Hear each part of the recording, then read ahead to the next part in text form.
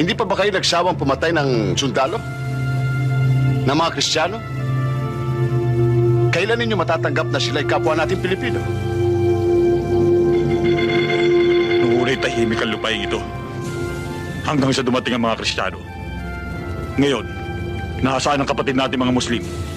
Hindi ba nasa kabundukan at ang kapatagan?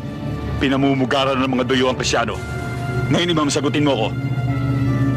Nasaan ang karapatan natin sa ating mga sariling lupa? Nasaan? Pilipino pa rin sila.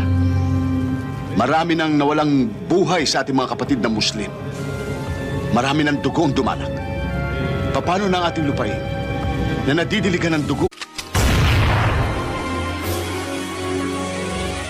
Di ba't sabi mo